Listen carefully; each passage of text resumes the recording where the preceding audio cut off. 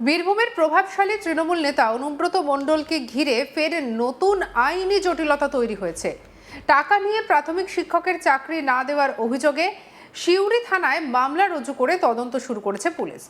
এই সংক্রান্ত রিপোর্ট ইতিমধ্যেই সিউড়ি সিজিএম আদালতে জমা দেওয়া হয়েছে বলে জানা গিয়েছে।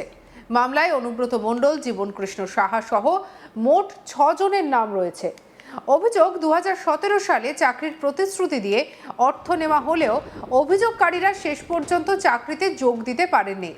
আদালতের নির্দেশের পর পুলিশ মামলার তদন্ত শুরু করেছে এবং ঘটনায় দুটি অজামিনযোগ্য ধারাও যুক্ত করা হয়েছে।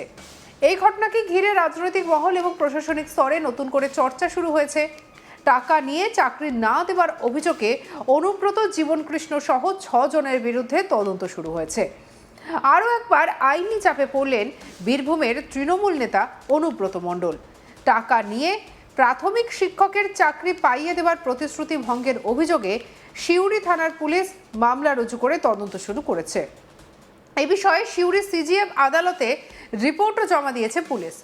জানা গিয়েছে, অনুব্রত মণ্ডল, জীবনকৃষ্ণ সাহা তৎকালীন বীরভূম জেলার প্রাথমিক শিক্ষা সংসদের সভাপতি রাজা ঘোষ সহ মোট 6 জনের বিরুদ্ধে তদন্ত চলছে। মামলায় দুটি অজামিনযোগ্য ধারাও যুক্ত করা হয়েছে। মামলায় অভিযোগকারী কল্যাণ ঘোষ দাবি করেছেন, 2017 সালে তিনি এবং তার এক আত্মীয় প্রাথমিক শিক্ষকের চাকরি পাওয়ার আশায় অভিযুক্তদের ঘনিষ্ঠ কয়েকজনের মাধ্যমে টাকা দেন। অভিযোগ অনুযায়ী চাকরির প্রতিশ্রুতি দেওয়া হলেও পরে সেই নিয়োগপত্র দেওয়া হয়, আর তাতে কর্মসংস্থানে কোনো উল্লেখ ছিল না। ফলে সেই নিয়োগপত্র নিয়ে চাকরিতে যোগদান করা সম্ভব হয়নি। এরপর বহুবার যোগাযোগ করেও সমস্যার সমাধান হয়নি বলে অভিযোগ। কল্যাণ ঘোষ আরও দাবি করেছেন, একই বছর তিনি সিউড়ি থানায় লিখিতভাবে অভিযোগ জানাতে গেলেও পুলিশ তা গ্রহণ করেনি। পরে দীর্ঘ সময় পেরিয়ে চলতি বছরের 11 জুন তিনি সিউড়ি সিজিএম আদালতে কোর্ট কমপ্লেন করেন। আর সেই অভিযোগে অনুব্রত মণ্ডল, জীবনকৃষ্ণ সাহা, রাজা ঘোষ সহ মোট 6 জনের বিরুদ্ধে প্রতারণা এবং চাকরির নামে অর্থ নেওয়ার অভিযোগ তোলা হয়। কি বলছেন সোমনাথ মুখোপাধ্যায়, শুনবো। দেখুন, কল্যাণ ঘোষ বলে আমাদের বীরভূম জেলার সদাইপুর থানার সাহাপুর গ্রামের একজন ব্যক্তি বেশ কিছুদিন আগে আমার কাছে আসেন এবং বলেন যে তিনি একটা অভিযোগ করেছিলেন যে তাকে এবং তার কাছে এবং তার বোনের কাছে এবং তার কিছু পরিচিত লোকের কাছে কিছু প্রভাবশালী ব্যক্তি এবং তাদের এজেন্টরা টাকা নিয়ে প্রাইমারিতে চাকরি করে দেওয়ার জন্য টাকা নিয়েছেন এবং তাদেরকে অ্যাপয়েন্টমেন্ট লেটারও ইস্যু করা হয়েছিল। সেই অ্যাপয়েন্টমেন্ট লেটার দেখেছে, এমনকি প্রাথমিক শিক্ষা দপ্তরের যে ওয়েবসাইট ছিল, এখনো যে ওয়েবসাইট চালু আছে, সেই ওয়েবসাইটে তারা সিলেক্টেড বলে নামও দেখা গেছে, সেটার স্ক্রিনশটও তিনি দিয়েছে। কিন্তু পুলিশে তিনি বারবার অভিযোগ জানানো সত্ত্বেও পুলিশ কোনো মামলা রুজু করেনি বা কোনো ব্যবস্থা নেয়নি। সেই ব্যাপারে উনি আদালতে মামলা করার জন্য আমাকে বলেছিলেন। আদালতে ওনার নির্দেশ মতো ওনার যা ইনস্ট্রাকশন ছিল, ওনার যা তথ্য উনি দিয়েছিলেন, সেই বেসিসে মামলা করা হয়েছিল। সেই মামলা সিজিএম আদালতে করা হয়েছিল, সিউড়ি সিজিএম আদালতে। এবং সিজিএম আদালতে সেই মামলা করার পর লার্নেড সিজিএম সিউড়ি থানার আইসির কাছে রিপোর্ট চেয়ে পাঠিয়েছিলেন।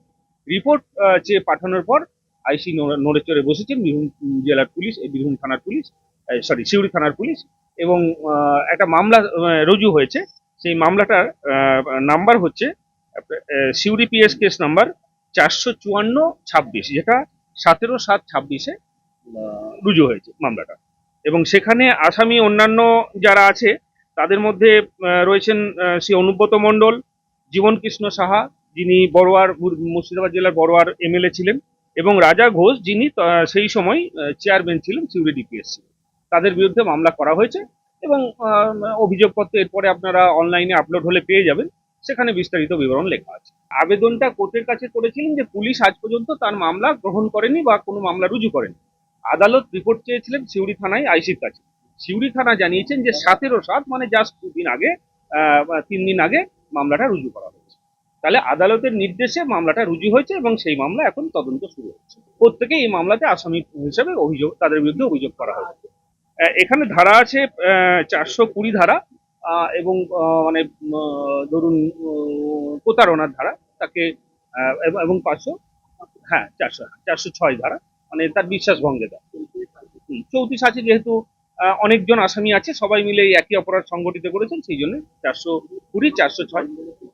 হ্যাঁ, তিনটে ধারা, দুটো ধারাই নন বেলেবল, দুটো ধারাই নন বেলেবল। অভিযোগের ভিত্তিতে আদালত সিউড়ি থানার পুলিশের কাছে রিপোর্ট তলব করে। আদালতের নির্দেশ মেনে পুলিশ তদন্ত করে রিপোর্ট জমা দেয়। আইনজীবী সূত্রে জানা গিয়েছে, ওই রিপোর্টে স্পষ্টভাবে উল্লেখ করা হয়েছে যে অভিযুক্তদের বিরুদ্ধে মামলা রুজু করা হয়েছে এবং তদন্ত শুরু করা হয়েছে। মামলায় দুটি অজামিনযোগ্য ধারাও প্রয়োগ করা হয়েছে, ফলে তদন্তের গুরুত্ব আরও বেড়েছে। তবে এই অভিযোগের বিষয়ে অভিযুক্তদের পক্ষ থেকে এখনও প্রকাশ্যে কোনো বিস্তারিত প্রতিক্রিয়া পাওয়া যায়নি। তদন্তের অগ্রগতির ওপর আদালত নজর রাখছে। তদন্তে কী তথ্য উঠে আসে এবং অভিযোগের সত্যতা কতটা প্রমাণিত হয় তার ওপরই মামলার পরবর্তী আইনি পদক্ষেপ নির্ভর করবে। বর্তমানে বিষয়টি তদন্তাধীন থাকায় আদালতের চূড়ান্ত রায় না আসা পর্যন্ত অভিযোগগুলিকে প্রমাণিত বলে গণ্য করা যায় না। আমাদের কলিগ শান্তনু হাজরা কি তুলে ধরলো তার রিপোর্টে দেখব।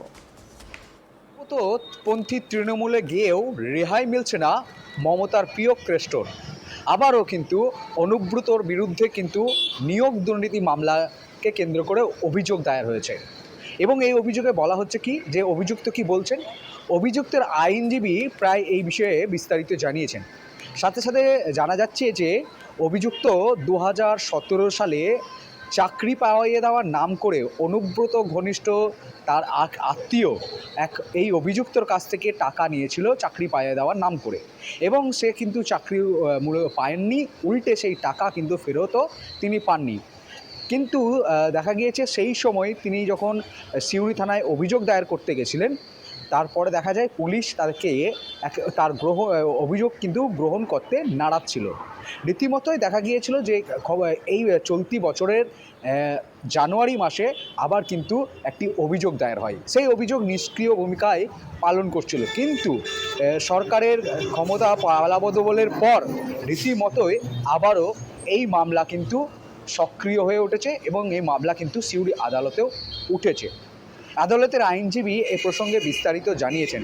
কাদের বিরুদ্ধে এই মামলা রয়েছে না, জানা গিয়েছে যে অনুব্রত মণ্ডল সহ 6 জন, রাজা ঘোষ অনুব্রতর আত্মীয়, অন্যদিকে জীবন কৃষ্ণ সাহা, যে এই নামটা শুনলে নিয়োগ দুর্নীতি কাণ্ডের প্রথম কিন্তু তার নাম উঠে আসে, এবং এই জীবন কৃষ্ণ সাহা উত্তরপ্রদেশেও কিন্তু একটি ভুয়ো পুলিশ স্টেশন এবং কেন্দ্রীয় তদন্তকারী সংস্থা দপ্তর কিন্তু খুলে রেখেছিল। তাকেও কিন্তু ধরপাকড় করা হয়েছিল, তারপর বিভিন্ন মামলা মোকদ্দমা তার বিরুদ্ধে চলছে এবং সেই মামলা এখনও পর্যন্ত নিষ্পত্তি হয়নি। রীতিমতো এই ঘটনা দেখা যাচ্ছে যে আবারও অনুব্রত মণ্ডলের নামে অভিযোগ। এবার প্রশ্ন হচ্ছে একটাই, যে অনুব্রত মণ্ডল এমনি থেকে আজকে সভা থেকে অভিষেক বন্দ্যোপাধ্যায়, মমতা বন্দ্যোপাধ্যায় যারা ঋতব্রতর দিকে গেছে তাদেরকে সরাসরি চোর বলে কিন্তু কটাক্ষ করছে। তো রীতিমতো বলা যেতেই পারে যে অনুব্রত রেহাই কি পাবে ঋতব্রত তৃণমূলে গিয়ে। অন্যদিকে বাম কংগ্রেস তাদের দাবি যে এই অনুব্রত মণ্ডলকে যে সকল মামলা রয়েছে, বিশেষ করে পুলিশের স্ত্রীকে, মা বোনকে যে অকথ্য ভাষায় গালিগালাজ দিয়ে তার নিয়েও মামলা হয়েছিল, তারপরে পুলিশকে বোম মারুন এই মামলা হয়েছে। তো এই সমস্ত মামলা কিন্তু আবার খোলা হোক এবং ছানবিন করা হোক, এমনটাই আর্জি জানাচ্ছে বীরভূমের বাম কংগ্রেস। সঙ্গে রাখুন আজ তাক বাংলাকে, সাবস্ক্রাইব করতে ভুলবেন না।